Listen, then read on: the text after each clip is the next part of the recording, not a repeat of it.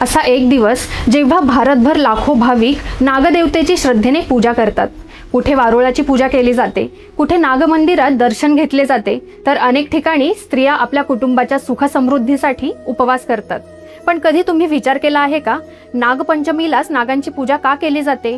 नागांना हिंदू धर्मात इतकं महत्त्व का आहे आणि या सणामागे नेमकं पौराणिक रहस्य काय आहे? चला आज याच प्रश्नांची उत्तरं जाणून घेऊयात। नमस्कार मंडळी, ऐका हो ऐका या आपल्या खास मराठी पॉडकास्टमध्ये तुमचं मनपूर्वक स्वागत आहे। सर्वांना नागपंचमीच्या हार्दिक शुभेच्छा। श्रावण महिन्यातील सर्वात महत्त्वाच्या सणांपैकी एक म्हणजे नागपंचमी। हा सण श्रावण शुक्ल पक्षातील पंचमी तिथीला साजरा केला जातो।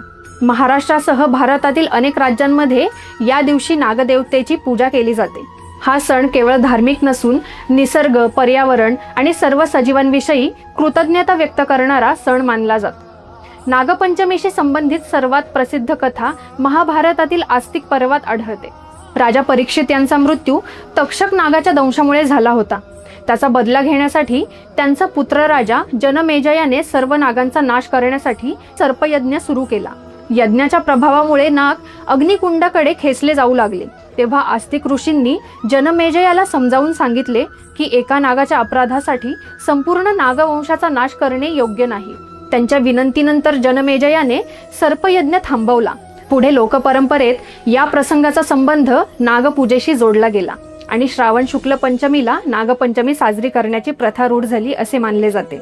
नागपंचमीशी जोडली जाणारी दुसरी महत्त्वाची कथा म्हणजे भगवान श्रीकृष्ण आणि कालिया नागाची। श्रीमद भागवत महापुराणानुसार यमुना नदीत कालिया नावाचा विषारी नाग राहत होता। त्याच्या विषामुळे नदीचं पाणी दूषित झालं होतं आणि परिसरातील लोक भयभीत झाले होते। तेव्हा बालकृष्णाने यमुनेत उडी घेऊन कालिया नागाचा पराभव केला आणि त्याच्या फण्यांवर नृत्य केले। मात्र श्रीकृष्णाने त्याचा वध केला नाही, त्याला शरण येण्याची संधी दिली आणि समुद्रात निघून जाण्याची आज्ञा दिली। या कथेतून अहंकारावर विजय आणि निसर्गाशी संतुलित सहजीवनाचा संदेश मिळतो। पुढे लोकपरंपरेत या प्रसंगाचाही संबंध नागपंचमीशी जोडला गेला असे मानले जाते। हिंदू धर्मग्रंथांमध्ये नागांना अत्यंत पवित्र स्थान आहे। भगवान शंकरांच्या गळ्यात वासुकी नाग विराजमान आहे। भगवान विष्णू अनंत शेष नागावर शयन करतात। तसेच श्रीमद भगवद्गीतेच्या 10व्या अध्यायात भगवान श्रीकृष्ण म्हणतात, अनंतश्चास्मी नागानां, म्हणजेच नागांमध्ये मी अनंत शेष आहे। यावरून नाग हे केवळ एक सर्प नसून शक्ती, संरक्षण, स्थैर्य आणि विश्वासाच्या संतुलनाचे प्रतीक मानले गेले आहेत। नागपंचमीच्या दिवशी अनेक ठिकाणी जमीन खणणे, नांगर चालवणे, झाडे तोडणे किंवा धारदार वस्तूंनी चिरणे, कापणे टाळले जाते। यामागील उद्देश म्हणजे पावसाळ्यात जमिनीत राहणाऱ्या नागांसह इतर जीवांचे संरक्षण करणे। त्यामुळे हा सण मानव आणि निसर्ग यांच्यातील सहअस्तित्वाचा संदेश देतो। आजच्या काळात आणखी एक महत्त्वाची गोष्ट समजून घेणे गरजेचे आहे। परंपरेनुसार अनेक ठिकाणी नागाला दूध अर्पण केले जाते। मात्र वन्यजीव तज्ज्ञांच्या मते साप नैसर्गिकरित्या दूध पिणारा प्राणी नाही।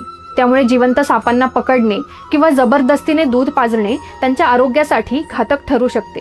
म्हणून नागपंचमी श्रद्धेने साजरी करताना वन्यजीवांचे संरक्षण करणे आणि त्यांना कोणताही त्रास न देणे हीच खरी पूजा ठरते।